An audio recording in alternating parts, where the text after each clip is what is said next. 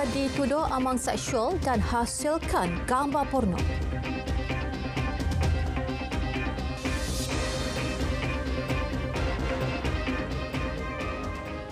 Assalamualaikum dan salam Malaysia Madani. Lebih 360,000 tin minuman keras dianggarkan bernilai RM6 juta termasuk cukai dirampas Jabatan Kastam Pulau Pinang.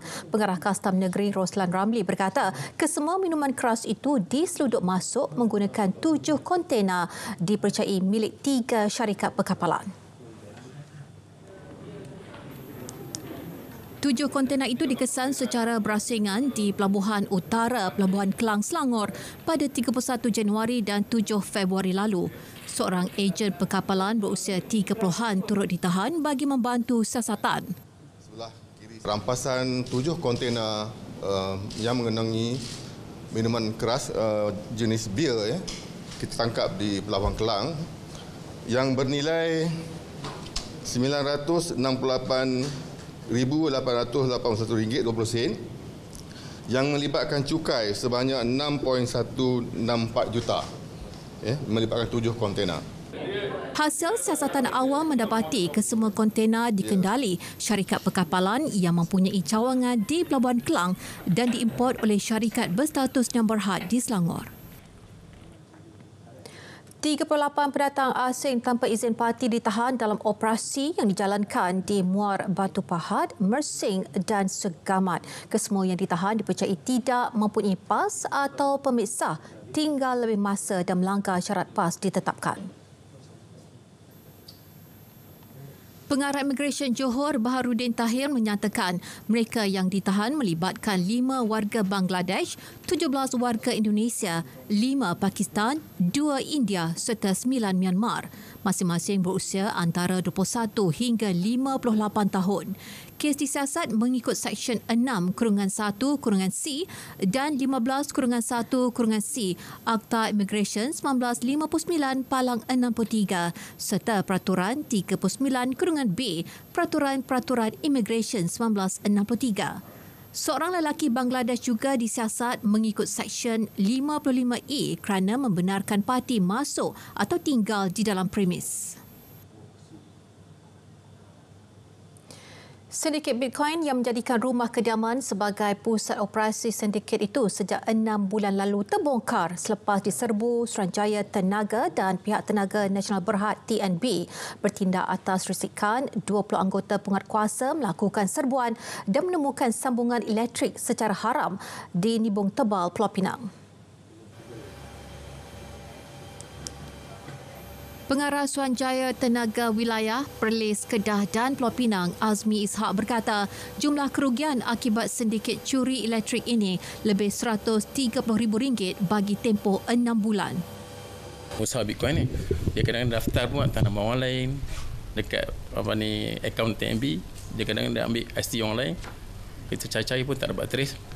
Kadang-kadang jumpa trace, kita memang dah mula masuk kawasan perumahan lah. Jadi ini mungkin penduduk kena mungkin kita akan minta kerjasama dengan KRT untuk bagi penerangan buat KRT yang lebih dekat pada penduduk. Dia ubah dia punya operasi untuk di contoh-contoh rumah ini tak ada banyak orang duduk kosong banyak. Orang tak sewa, jadi dia sewa untuk operasi Bitcoin. Siasatan lanjut dijalankan oleh Suruhanjaya Tenaga dan jika didapati bersalah, pemilik premis boleh didakwa di bawah Seksyen 37/3 Akta Bekalan Elektrik 1990 Akta 447. SPRM Pulau Pinang menahan seorang penjawat awam kerana dicaki menerima rasuah RM450 bagi meluluskan bantuan kebajikan kepada seorang OKU. Perintah reman itu dikeluarkan Magistrate Siti Nurul Suhaila Baharin selepas permohonan dibuat SPRM di Mahkamah Magistrate Georgetown. Suspek berusia 30-an itu dipercayai meminta wang rasuah daripada seorang individu bagi membantu meluluskan bantuan kebajikan OKU secara bulanan daripada Jabatan Kerajaan pada Januari 2024. Suspek ditahan di balik pulau ketika menerima wang rasuah tersebut. Tangkapan terhadap suspek disahkan pengarah SPRM Pulau Pinang dan kes disiasat di bawah Seksyen 17/A Akta SPRM 2009. Mayat seorang wanita ditemukan tersangkut dipukat oleh orang awam di Sungai Suai Niah Miri. Mangsa dikenali sebagai Veronica Sunta Matthew Sang berumur 20 tahun.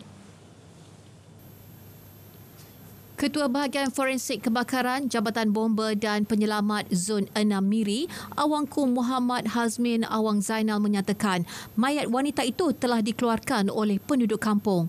Mayat kemudian dihantar ke rumah mangsa di rumah Boniface Bada Sungai Senggar Tanjung Baru Suai. Terdahulu pasukan bomba Batu Niah menerima laporan daripada orang awam mengenai penemuan mayat tersebut. Seorang wanita dan seorang kanak-kanak cedera dalam kebakaran rumah di Taman Kemena Sutra di Bintulu. Kebakaran berpunca dari letupan silinder gas LPG. Ketua Jabatan Bomba dan Penyelamat Zon Bintulu, Wan Kamarudin Wan Ahmad berkata silinder LPG tersebut meletup di tempat memasak rumah tersebut. Mangsa yang cedera masing-masing berumur 29 dan 9 tahun dan merupakan warga negara Indonesia. Kedua-dua mangsa dihantar ke Hospital Bintulu untuk rawatan lanjut. Seorang doktor di sebuah hospital di Kuantan Pahang dihadapkan ke Mahkamah Session Kemaman atas 6 pertuduhan melakukan amang seksual dan menghasilkan gambar pornografi terhadap 6 kanak-kanak. Mengikut 5 pertuduhan, doktor berasal dari Cukai Kemaman itu didakwa atas 5 kesalahan dengan menghasilkan gambar pornografi terhadap 5 kanak-kanak berusia 7 hingga 11 tahun ketika bertugas di Hospital Kemaman. Kesalahan tersebut dilakukan tertuduh di wad sama pada waktu berasingan pada bulan Disember 2022 hingga Februari 2023 lalu. Bagi pertuduhan lain, doktor berumur 32 tahun itu didakwa melakukan amang seksual dengan menyentuh payudara kanak-kanak berusia 12 tahun pada 8 Februari 2023 di sebuah bilik rawatan di hospital sama. Hakim Wan Suhaila membenarkan tertuduh dikad jamin RM30,000 dengan seorang penjamin. Tertuduh turut dikenakan syarat tambahan dengan menyerahkan pasport kepada mahkamah dan perlu melapor diri ke balai polis terdekat pada setiap bulan. Jenazah bekas yang di-Pertuan Negeri Sarawak Allahyarham Tun Abdul Taib Mahmud selamat disemadikan di tanah perkuburan keluarga Allahyarham di Demak Jaya. Istiadat pengebumian negeri tersebut disempurnakan pada pukul 2.20 petang. Suasana pilu menyelubungi Dewan Undangan Negeri Sarawak sebaik jenazah Tun Abdul Taib Mahmud tiba pada pukul 7.50 pagi bagi istiadat penghormatan negeri. Istiadat bermula pada pukul 8 hingga 11.30 pagi bagi membolehkan orang ramai memberikan penghormatan terakhir kepada Allahyarham. Selepas istiadat penghormatan negeri selesai, jenazah Allahyarham disolatkan di Masjid Demak pada pukul 1 tengah hari. Solat sunat jenazah dipimpin oleh Imam Besar Negeri Datuk Mustafa Kamal Ahmad Fauzi. Hujan renyai-renyai mengiringi pengebumian tokoh negarawan Sarawak itu yang disaksikan Sultan Brunei Sultan Hassanal Bolkiah, ananda baginda Pangeran Muda Abdul Matin Bolkiah dan Yang di-Pertua Negeri Tun Dr. Wan Junaidi Tuanku Jaafar. Jenazah Tun Abdul Taib disemadikan bersebelahan dengan pusara isteri Allahyarham iaitu Tuh Puan Laila Taib yang meninggal dunia akibat barah pada 29 April 2009. Yang Di-Pertuan Agong Sultan Ibrahim berkenan berangkat menghadiri hari kedua mesyuarat Majlis Raja-Raja ke-265 di Istana Negara. Mesyuarat Majlis Raja-Raja berlangsung selama 2 hari bermula semalam itu diperusikan oleh Sultan Selangor Sultan Sharafuddin Idris Shah. Mesyuarat turut dihadiri Perdana Menteri Datuk Seri Anwar Ibrahim. Pada mesyuarat berkenaan disembahkan taklimat terkini mengenai keselamatan negara oleh Ketua Polis Negara Tan Sri Razaruddin Husin dan isu pertahanan negara oleh Panglima ATM Jeneral Tan Sri Muhammad Abdul Rahman. Pelantikan ahli SPR dan ahli Suruhanjaya Perkhidmatan Awam serta cadangan-cadangan RUU Polis Kurungan Pindaan 2023 dan RUU Perlembagaan Kurungan Pindaan 2024 berhubung hal-hal kewarganegaraan turut dibincangkan. Beberapa perkara lain dibincangkan termasuk membabitkan pentadbiran agama Islam dan hal-hal di bawah Majlis Kebangsaan bagi Hal Ehwal Agama Islam Malaysia MKI. Malaysia mencatatkan jumlah pelaburan diluluskan sebanyak RM329.5 bilion pada tahun 2023 iaitu 23% lebih tinggi berbanding tahun 2022. Perdana Menteri Datuk Seri Anwar Ibrahim berkata jumlah itu adalah pelaburan diluluskan tertinggi dalam sejarah negara. Pencapaian ini mencerminkan pemulihan dan kebangkitan semula ekonomi negara sepanjang lebih setahun pentadbiran kerajaan madani. Daripada jumlah itu, pelaburan asing merupakan penyumbang utama iaitu sebanyak 57.2% berbanding pelaburan domestik sebanyak 42.8%. Prestasi cemerlang ini disokong oleh peningkatan sebanyak 35.1% bagi pelaburan domestik dan sebanyak 15.3% bagi pelaburan asing. Secara tidak langsung, ini merupakan satu petanda bahawa dasar mesra pelaburan pro-investment dan mesra perniagaan pro-business telah mula membuahkan hasil dalam meningkatkan keyakinan pelabur. Ekspor produk halal Malaysia ke Jepun dijangka meningkat 10% tahun ini. Timbalan Perdana Menteri Datuk Seri Dr. Ahmad Zahid Hamidi berkata, unjuran itu berdasarkan kesediaan Jepun menerima kehadiran pengunjung dan pempamer daripada negara Islam pada Expo Osaka 2025. Pada tahun 2022, RM3.6 bilion nilai ekspor Malaysia merupakan produk halal berasaskan makanan dan minuman. Daripada jumlah itu juga, RM1.87 bilion merupakan bahan ramuan untuk pengeluaran produk halal di Jepun. Tentunya saya mengharapkan usahawan-usahawan mikro, kecil dan sederhana untuk bersama-sama menerokai pasaran di Jepun ini. Dan terutamanya untuk tahun hadapan, mereka sangat memerlukan banyak bahan-bahan daripada Malaysia.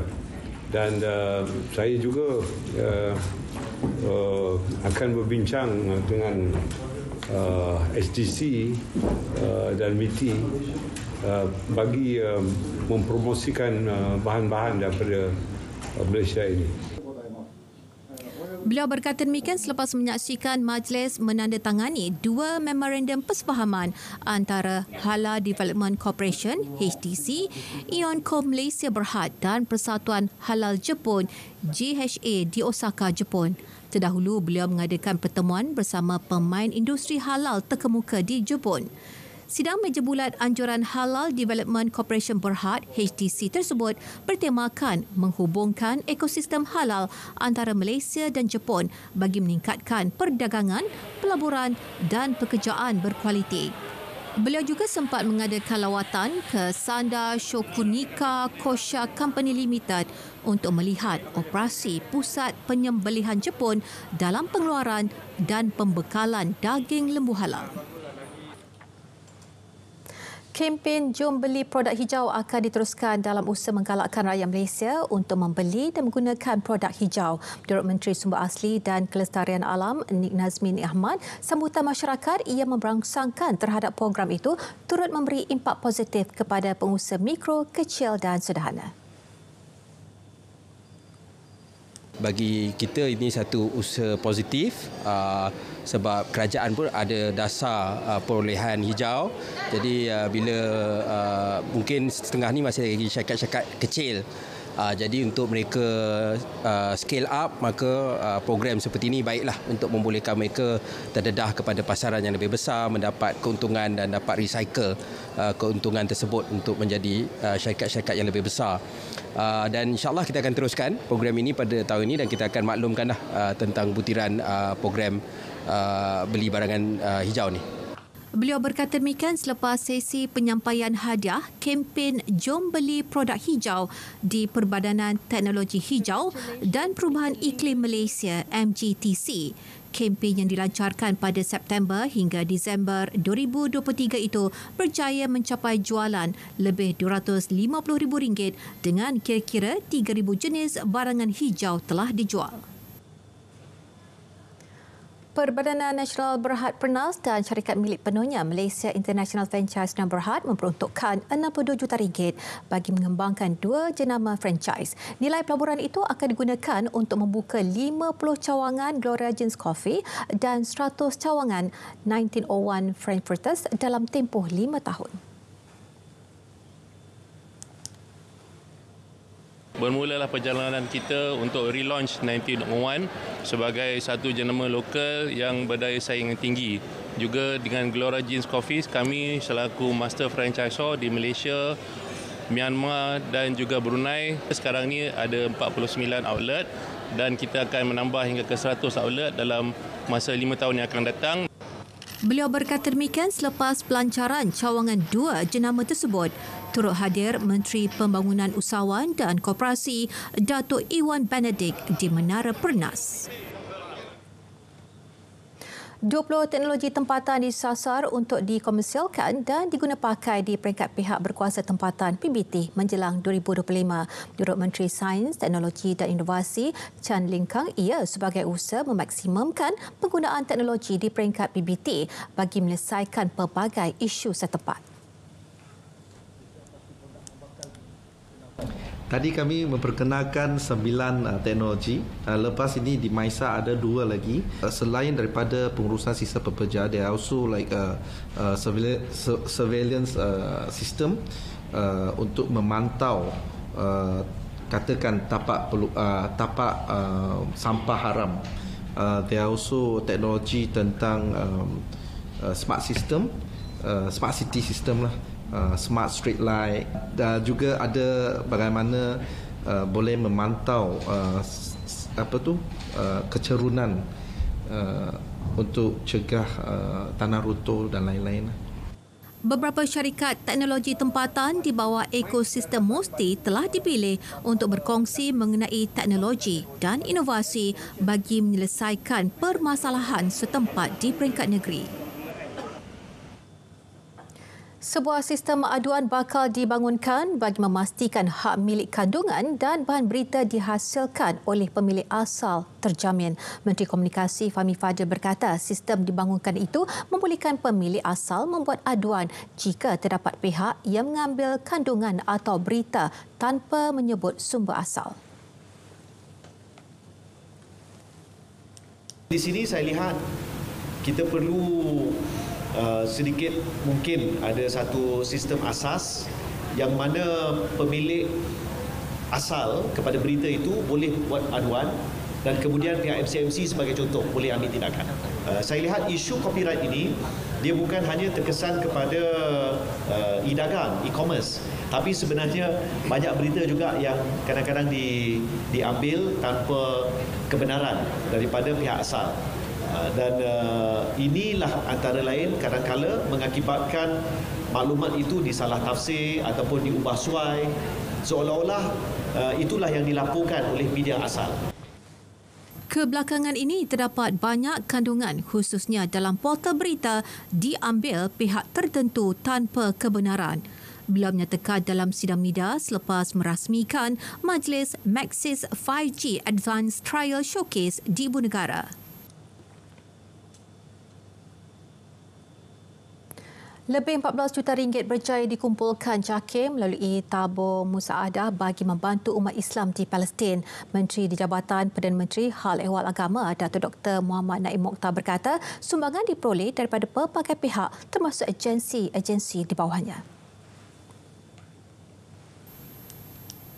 Sumbangan tersebut akan disalurkan kepada pihak yang berautoriti seperti Kementerian Luar Negeri dan NGO Islam yang diiktiraf kerajaan untuk disampaikan kepada penduduk terjejas di Palestin.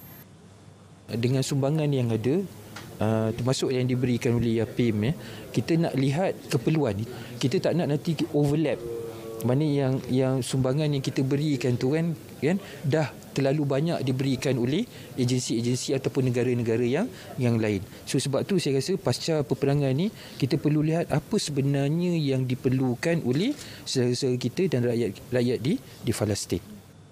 Beliau ditemui selepas menghadiri majlis penyerahan cek sumbangan kutipan tabung musaadah bagi misi bantuan kemanusiaan kepada rakyat Palestin di Putrajaya. Konsep adil dan ihsan menerusi wakaf merupakan instrumen utama dalam memperkasakan agenda pembangunan Islam sekaligus memastikan kelestarian wakaf terus dipelihara dan ini supaya wakaf terus relevan dalam menjamin kemaslahatan ummah.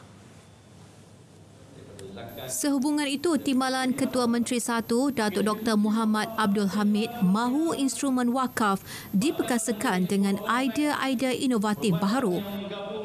Fungsi wakaf Pulau Pinang ini luas. Jadi sejak daripada tahun 2019 hingga tahun 2022 menunjukkan peningkatan pembangunan yang positif. Malahan dengan kita lancarkan projek demi projek dan kita perkasakan wakaf Pulau Pinang yang kita akan umumkan pada 1 bulan Mac ini berlaku penstrukturan dari segi aspek struktur wakaf di antara Majlis Agama Islam dan juga wakaf Pulau Pinang bagi memperkasakan urus takbir dan juga tata kelola wakaf di negeri Pulau Pinang. Beliau merasmikan seminar wakaf Pulau Pinang di Seberang Jaya. Negeri Sembilan melancarkan program Jualan Rahmah Back to School yang akan memberi manfaat kepada lebih 196,000 orang pelajar sekolah di negeri itu. Pelaksanaan program tersebut adalah untuk meringankan beban ibu bapa bagi menyediakan kelengkapan sekolah anak-anak dengan harga yang lebih rendah daripada harga pasaran sehingga 30%.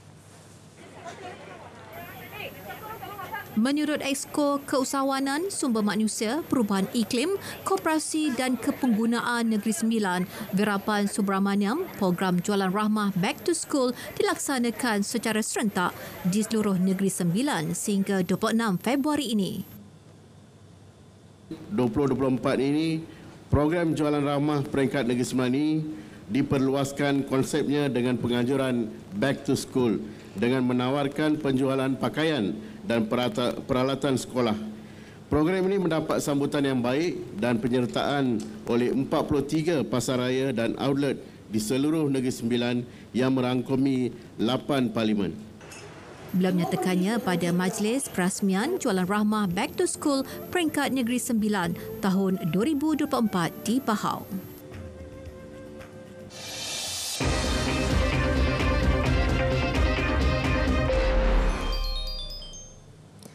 Kementerian Belia dan Sukan KBS akan mengumpul data daripada operator lapangan golf seluruh negara dalam usaha memperkenalkan pakej mampu milik dan ia bertujuan memberi peluang buat golongan kurang berkemampuan merasai pengalaman bermain sukan tersebut. Menurutnya, langkah memperkenalkan harga berpatutan dalam pakej yang bakal diumumkan kelak akan dapat menangkis persepsi bahawa sukan golf hanyalah untuk golongan elit. Sekarang sudah mula ada banyak pakej rahmah. So kita akan kumpulkan bagi pihak KBS, kita akan umumkan supaya senang orang yang nak belajar golf ini, dia dah tahu dah golf course mana yang paling dekat, yang paling murah yang mereka main. Dalam rancangan kita untuk mempromosikan sukan untuk warga emas, golf merupakan salah satu sukan yang memang sesuai untuk golongan warga emas dan kita akan bincang untuk minta operator golf course untuk bagikan mungkin dia bukan Isnin hingga Jumaat, Ahad, tetapi ada slot-slot yang mereka boleh offer harga yang lebih berpatutan untuk bantu golongan warga emas yang tidak mampu untuk kekal sihat.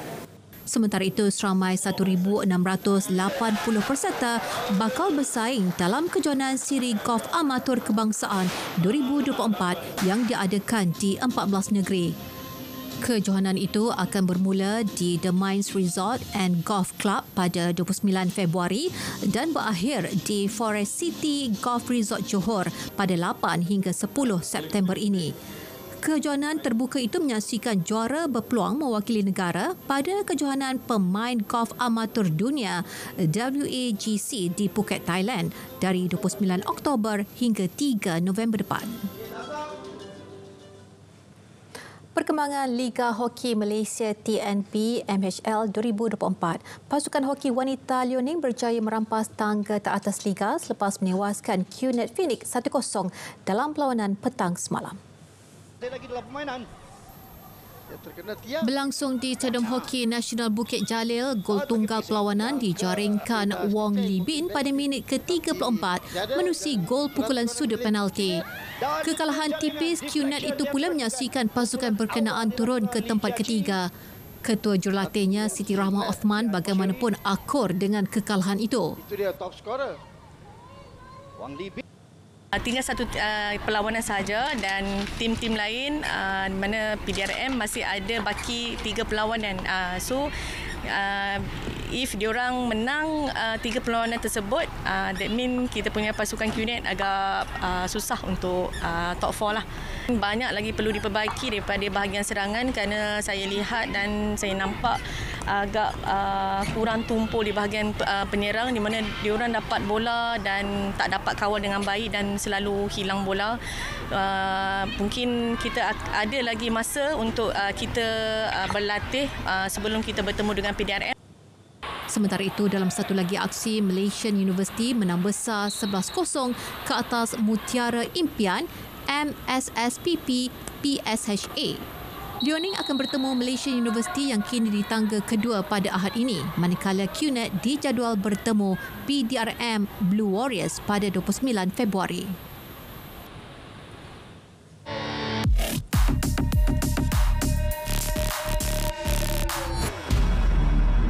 Tular hantaran TikTok mempersoal kredibiliti Perdana Menteri selaku Menteri Kewangan.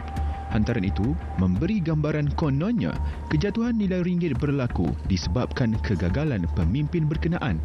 Semakan pasukan biar betul mendapati tuduhan terbabit tidak berasas. Gubernur Bank Negara menjelaskan kedudukan ringgit dipengaruhi pelbagai faktor luaran. Ini termasuk perubahan sentimen kadar faedah Amerika Syarikat, ketidaktentuan prospek ekonomi China dan kebimbangan berkaitan geopolitik global. Bagaimanapun, kebanyakan penganalisis mengunjurkan ringgit akan menambah nilai tahun ini. Perkara itu turut diakui Menteri Kewangan kedua susulan petunjuk jawatan kuasa pasaran terbuka Persekutuan Amerika. Reach the end of their interest rate hiking period. So we expect that this year we should see the interest rates being chipped off by the US, and as that chips off, if there are no material geopolitical events, we should see the ringgit strengthen broadly. Nilai ringgit juga boleh naik secara ekspres jika kadar nilai semalaman OPR dinaikkan. Bagaimanapun, ia dikuatiri memberi kesan kepada kadar faedah pinjaman. Bagi mengimbangi antara keperluan pengukuhan ringgit dan kebajikan rakyat, keputusan berhati-hati dibuat Jawatan Kuasa Dasar Monetari Bank Negara. Henti sebar maklumat tidak betul. Tak perlu cetus sentimen yang turut memberi kesan kepada nilai ringgit. Pada akhirnya, yang kalah jadi abu, yang menang jadi arang. Terima bahan fitnah atau disyaki tidak betul, segera lapor ke MCMC. Biar betul, tak pasti, jangan kongsi.